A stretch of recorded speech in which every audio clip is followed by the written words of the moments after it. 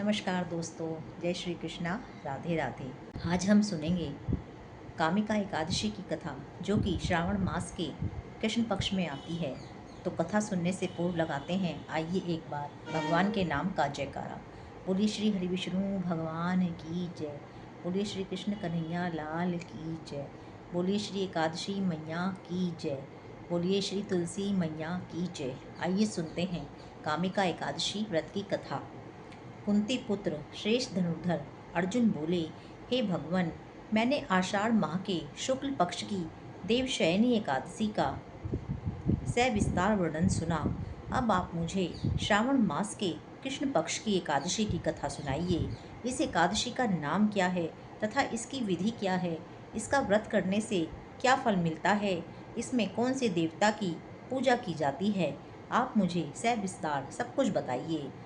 तब भगवान श्री कृष्ण बोले, हे अर्जुन, मैं श्रावण मास की पावन एकादशी की कथा कहता हूँ, तुम ध्यान पूर्वक सुनो। एक समय इस एकादशी की पावन कथा को भीष्म पितामह ने लोकहित के लिए श्री नारद जी से कहा था। एक समय नारद जी ने कहा, हे पितामह, आज मेरी श्रावण मास के कृष्ण पक्ष की एकादशी की कथा सुनने की इच्छा है, अतः आप मुझे एकादशी की व्रत कथा विधि सहित सुनाइए। नारद जी के वचनों को सुनकर भीष्म पितामह बोले, हे नारद जी, आपने अत्यंत सुंदर प्रस्ताव किया है। आप ध्यान लगाकर सुनिए। श्रावण मास के कृष्ण पक्ष की एकादशी का नाम कामिका है। इस एकादशी की कथा सुनने मात्र से ही वाजपेयी यज्ञ का फल मिलता है। कामिका एकादशी के व्रत में शंख चक्र गदाधारी भगवान श्री विष्णु की पूजा की जाती है। जो मनुष्य इस एकादशी को धूप दीप नैवेद्य आदि से भगवान विष्णु की पूजा करते हैं, उन्हें गंगा स्नान से भी उत्तम फल की प्राप्ति होती है। सूर्य या चंद्र ग्रहण में केदार और कुरुक्षेत्र में स्नान करने से जो पुण्य मिलता है, वह पुण्य कामिका एकादशी को विष्णु भगवान की भक्ति पूर्वक पूजा करने से ही प्राप्त हो जाता है। श्रावण मास में श्री विष्णु भगवान की पूजा करने का फल समुद्र और वन सहित पृथ्वी दान करने के फल से भी अधिक होता है। व्यतिपात में गंडकी नदी में स्नान करने से जो फल मिलता है, वह फल भगवान की पूजा करने से प्राप्त हो जाता है। संसार में भगवान की पूजा का फल सबसे अधिक है, अतः भक्ति पूर्वक भगवान की पूजा न बन सके तो श्रावण मास के कृष्ण पक्ष की कामिका एकादशी का व्रत अवश्य ही कर लेना चाहिए। आभूषणों से युक्त बछड़ा सहित गोदान करने से जो फल मिलता है, वह फल कामिका एकादशी के व्रत से मिल जाता है। जो उत्तम द्विज श्रावण मास के कृष्ण पक्ष की कामिका एकादशी का व्रत करते हैं तथा श्री विष्णु भगवान की पूजा करते हैं, उससे समस्त देव नाग किन्नर पितृ आदि की पूजा हो जाती है। इसीलिए पाप से डरने वाले व्यक्तियों को विधि विधान से इस व्रत को अवश्य ही करना चाहिए। संसार सागर तथा पापों में फंसे हुए मनुष्य को इनसे छूटने के लिए कामिका एकादशी का व्रत करना ही चाहिए। कामिका एकादशी के व्रत से समस्त पाप नष्ट हो जाते हैं। संसार में इससे अधिक पापों को नष्ट करने का और कोई उपाय नहीं है। हे नारद जी, स्वयं भगवान ने अपने श्री मुख से कहा है कि मनुष्य को आध्यात्म विद्या से जो फल मिलता है, उससे अधिक फल कामिका एकादशी का व्रत करने से मिल जाता है। इस व्रत के करने से मनुष्य को न तो यमराज के दर्शन होते हैं और न ही नरक के दुख भोगने पड़ते हैं, वह स्वर्ग का अधिकारी बन जाता है। जो लोग इस दिन तुलसी दल से भक्ति पूर्वक श्री विष्णु भगवान की पूजा करते हैं, वे संसार में रहते हुए भी इस संसार सागर से इस प्रकार अलग रहते हैं, जिस प्रकार कमल पुष्प जल में रहता हुआ भी जल से अलग रहता है।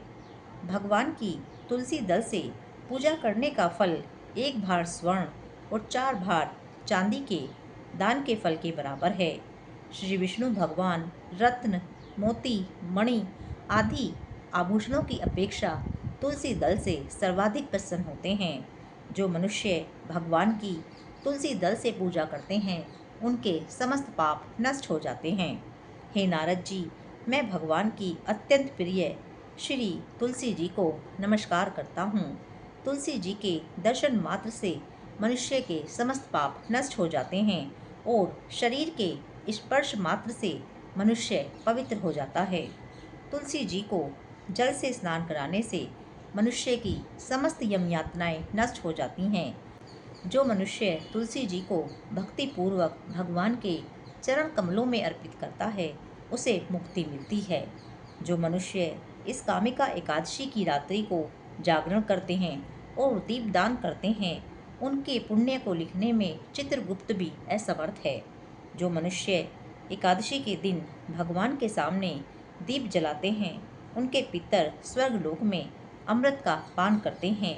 जो मनुष्य भगवान के सामने घी या तिल के तेल का दीपक जलाते हैं उनको सूर्य लोक में भी सहस्त्रों दीपकों का प्रकाश मिलता है। इसीलिए प्रत्येक मनुष्य को कामिका एकादशी का व्रत अवश्य करना चाहिए। इस व्रत के करने से ब्रह्म हत्या आदि के समस्त पाप नष्ट हो जाते हैं और इस लोक में सुख भोग कर अंत में वे विष्णु लोक को जाते हैं। इस कामिका एकादशी के महात्म्य के श्रवण व पठन मात्र से ही मनुष्य स्वर्ग लोक को जाते हैं। बोलिए श्री हरि विष्णु भगवान की जय। श्री कृष्ण कन्हैया लाल की जय। बोलिए एकादशी मैया की जय। बोलिए श्री तुलसी मैया की जय। आइए एकादशी के पावन पर्व पर हम भी करते हैं कुछ भगवान का नाम जप। श्री कृष्ण गोविंद हरे मुरारे, हे नाथ नारायण वासुदेवा। श्री कृष्ण गोविंद हरे मुरारे, हे नाथ नारायण वासुदेवा। श्री कृष्ण गोविंद हरे मुरारे, हे नाथ नारायण वासुदेवा। श्री कृष्ण गोविंद हरे मुरारे, हे नाथ नारायण वासुदेवा। श्री कृष्ण गोविंद हरे मुरारे, हे नाथ नारायण वासुदेवा। श्री कृष्ण गोविंद हरे मुरारे, हे नाथ नारायण वासुदेवा।